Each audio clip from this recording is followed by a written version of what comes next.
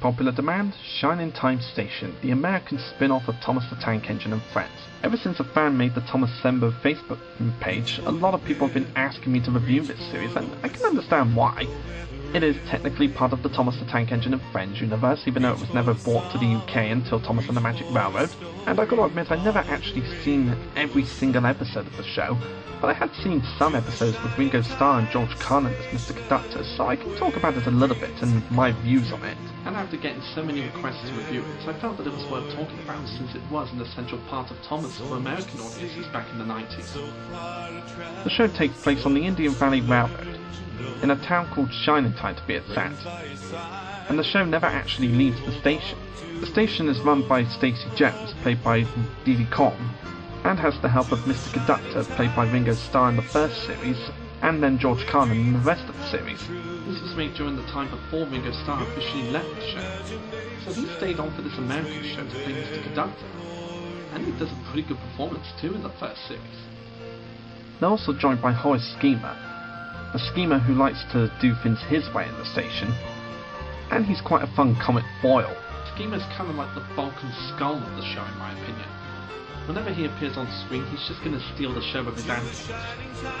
Other characters include Stacey's nephew Matthew Jones, the mechanic Harry Cooper, and his granddaughter Tanya Cooper.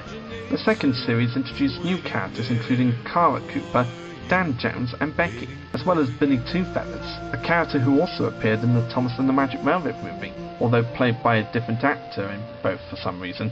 A number of episodes even had a musical number from a bunch of puppets that lived in the station's jukebox, and I'll admit it is quite fun to watch these characters and their personalities get in the way of each other and see them play their funny musics and whatnot. And one good thing to point out is that one of the puppets is voiced by Jafar himself. Yeah, bet you didn't know that, guys. Each episode would usually have the kids learn new things while going through the everyday life at the station, and helping out Stacey Jones with her daily jobs, and also keeping Schemer in check with his crazy schemes. Sort of like how Rat, Badger and Mole take care of Mr. Toad in Wind in the Willows with his crazy antics. The show also incorporated one or two Thomas the Tank Engine episodes into the story, which sort of gave a moral to the episodes, or was just there to tell a good story to the kids. Fun fact about this series is that this was during the time when Brittlecroft wanted to promote the show in the United States, but was unable to because the Americans didn't like 5-minute shorts on television for some reason. So Shining Time Station was really Brittlecroft's way of introducing the show to an American audience while pleasing the people who run the television stations. And as American shows for Thomas go, it's quite fun at times, but honestly not my cup of tea.